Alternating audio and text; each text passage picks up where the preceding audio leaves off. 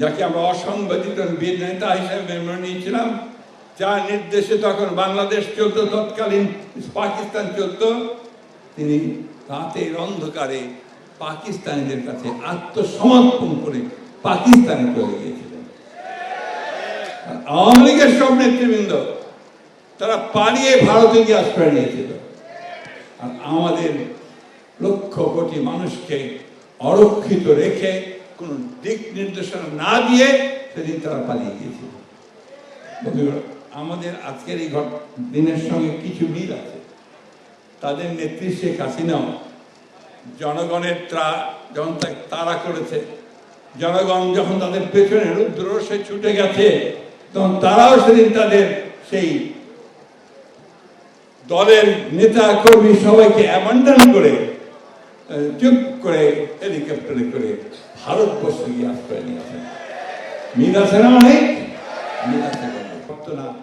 সেই অবস্থা যেন আমরা ভুলে যাচ্ছি, ভুলে যাওয়ার চেষ্টা করা হচ্ছে। বন্ধুগণ, যারা সেদিন সহযোগিতা করেছে, যারা সেদিন সে হত্যাযজ্ঞে সহযোগিতা করেছে, তারা এখন গলা ফুলিয়ে কথা বলে।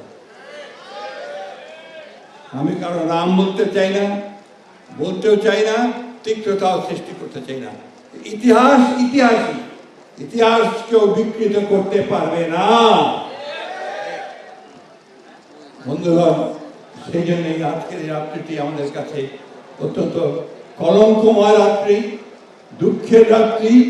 আমাদের বহু জ্ঞানী গুণী মানুষকে সেদিন ঢাকা বিশ্ববিদ্যালয়ে হত্যা করা হয়েছে, জগন্নাথ বিশ্ববিদ্যালয়ে হত্যা করা হয়েছে, পিলখানায় হত্যা করা হয়েছে, রাজারবাগে হত্যা করা হয়েছে। তারপরে এই রাতেই আমাদের সেই বীর নেতা, যাকে বলা হয়েছিল আওয়ামী লীগের পক্ষ থেকে অখ্যাত মেজর, সেই দিন তিনি সেই কালুরঘাট চট্টগ্রাম থেকে পাকিস্তান সেনাবাহিনীর বিরুদ্ধে বিদ্রোহ ঘোষণা করে তিনি যুদ্ধ শুরু করেছেন। আর তাদের নেতা, যাকে আমরা অসংবাদিত বীর নেতা হিসেবে মেনে নিয়েছিলাম, যার নির্দেশে তখন বাংলাদেশ চলত, তৎকালীন পাকিস্তান চলত, তিনি রাতের অন্ধকারে পাকিস্তানিদের কাছে আত্মসমর্পণ করে পাকিস্তানে চলে গিয়েছিলেন। আওয়ামী লীগের সব নেতৃবৃন্দ তারা পালিয়ে ভারতে গিয়ে আশ্রয় নিয়েছিল, আর আমাদের লক্ষ কোটি মানুষকে অরক্ষিত রেখে কোন দিক নির্দেশনা না দিয়ে সেদিন তারা পালিয়ে গিয়েছিল। আমাদের আজকের এই দিনের সঙ্গে কিছু মিল আছে। তাদের নেত্রী শেখ হাসিনাও জনগণের যখন তারা করেছে, জনগণ যখন তাদের পেছনে রুদ্ররোষে ছুটে গেছে, তখন তারাও সেদিন তাদের সেই দলের নেতা কর্মী সবাইকে অ্যাবান্ডন করে চুপ করে হেলিকপ্টারে করে ভারতবর্ষে গিয়ে আশ্রয় নিয়েছেন। মিল আছে না অনেক? মিল আছে। এটাই হচ্ছে চরিত্র। ওরা যখন দেখে যে জনগণ ক্ষেপে উঠছে, রুষে উঠেছে, আর সামলানো যাচ্ছে না, তখন তারা পালিয়ে যায়। মানুষকে পুরোপুরিভাবে একেবারে অরক্ষিত রেখেই পালিয়ে যায়। বন্ধুগণ, 1971 সাল আমাদের জন্য আমরা যারা 1971 সালে স্বাধীনতা যুদ্ধ করেছি, আমরা যারা একটা স্বাধীন ভূখণ্ড ছিনিয়ে নিয়ে এসেছি, পাকিস্তানের শোষণ, নিপীড়ন, নির্যাতন থেকে, তাদের হাত থেকে বের করে আমরা যখন একটা স্বাধীন মুক্ত বাংলাদেশ তৈরি করার জন্য যুদ্ধ শুরু করেছি, আমাদের কাছে নিঃসন্দেহে এটা অত্যন্ত আবেগের, অত্যন্ত আমাদের হৃদয়ের একটা যন্ত্রণার মধ্য দিয়ে আসা একটা ঘটনা। আমরা এটাকে ভুলতে পারি না। সেই জন্যই আমরা এটাকে সবসময় মনে রাখার চেষ্টা করি। শহীদ প্রেসিডেন্ট জিয়াউর রহমান সেদিন আমাদের দিক নির্দেশনা দিয়েছিলেন।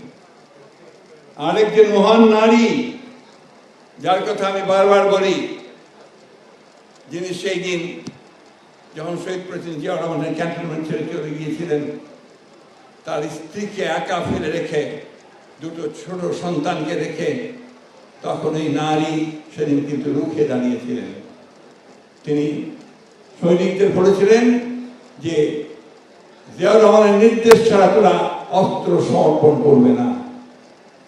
এরপরে তিনি তাদের দুই বাচ্চার হাত ধরে তিনি ঢাকায় চলে এসেছিলেন লুকিয়ে বোরখা পরে, এবং ঢাকায় তিনি গ্রেফতার হয়েছেন পাক সেনাবাহিনীর হাতে, এবং দীর্ঘ 9 মাস তিনি কারাগারে ছিলেন শেষ দিন পর্যন্ত। সেই জন্যই আমি সবসময় বলে থাকি, প্রথম নারী মুক্তিযোদ্ধা যে কেউ থাকে সেটা হচ্ছে দেশনেত্রী বেগম খালেদা জিয়া। বন্ধুগণ, দীর্ঘ করবো না, কিন্তু কতগুলো কথা বলার প্রয়োজন আছে। আমাদের পুরনো স্মৃতিগুলোকে নাড়িয়ে দিতে হবে। আজকাল জেনারেশন জানে না অনেকগুলো কথা। কত বড় ধৃষ্টতা তাদের যে তারা জিয়াউর রহমানকে নিয়ে পর্যন্ত প্রশ্ন করে। ধিক্কার তাদেরকে, যারা নিজের ইতিহাস জানে না, তারা জনগণের জাতির কোনো কল্যাণও করতে পারবে না। ইতিহাস জানতে হবে। আজকে একটা ভিন্ন প্রেক্ষিতে এই আমাদের স্বাধীনতা দিবস পালন করতে হচ্ছে। জিয়াউর রহমান সেই মানুষ যিনি সেনা ক্যান্টনমেন্ট থেকে এসেছিলেন, সৈনিক ছিলেন। তার তো গণতন্ত্র দেওয়ার কথা ছিল না, তার তো মিডিয়াকে স্বাধীনতা দেওয়ার কথা ছিল না। যাদের দেওয়ার কথা ছিল তারা দেয়নি। তারা 1972 থেকে 75 সাল পর্যন্ত যে রাষ্ট্র পরিচালনা করেছে, শাসন করেছে, সেটা শুধু দুঃশাসনের একটা সময় ছিল। সেদিনও 30,000 সৈনিক, যুবক, ছাত্রকে হত্যা করা হয়েছিল। সেদিনও সমস্ত পত্রিকা বন্ধ করে দেওয়া হয়েছিল। একদলীয় শাসন ব্যবস্থা বাকশাল প্রতিষ্ঠা করা হয়েছিল। এটা বারবার বলতে হবে, বারবারই কথা বলতে হবে, মনে করতে হবে। আওয়ামী লীগ কখনোই গণতন্ত্র বিশ্বাস করতো না। আওয়ামী লীগ সবসময় গণতন্ত্রকে ধ্বংস করেছে। সুতরাং আওয়ামী লীগকে আর কোন গণতান্ত্রিক সুবিধা দেওয়ার কথা আমরা চিন্তা করতে পারি না। বন্ধুগণ, জিয়াউর রহমান অতি অল্প সময়ের মধ্যে এই দেশে, যেটা খসরু সাহেব বলেছেন, তিনি সংস্কার করেছেন। একদলীয় শাসন ব্যবস্থাকে বহুদলীয় গণতন্ত্র নিয়ে এসেছেন, মাল্টি পার্টি সিস্টেম নিয়ে এসেছেন। তিনি মিডিয়ার স্বাধীনতা দিয়েছেন, সমস্ত পত্রিকাগুলোকে খুলে দিয়েছেন, একটা গণতান্ত্রিক চর্চা শুরু করেছেন। তিনি অর্থনীতিতে বহুমাত্রিক অর্থনীতি সৃষ্টি করেছেন, অর্থাৎ বেসরকারি মালিকানাকে নিয়ে এসেছেন, মুক্ত বাজার অর্থনীতি তিনি শুরু করেছেন, রিফর্ম নিয়ে এসেছেন। রিফর্মের শুরু তো শহীদ প্রেসিডেন্ট জিয়াউর রহমানের হাত থেকে। আজকে যারা রিফর্ম বলছি আমরা, আমাদের মনে রাখতে হবে যে রিফর্মের প্রথম শুরু করেছেন শহীদ প্রেসিডেন্ট জিয়াউর রহমান।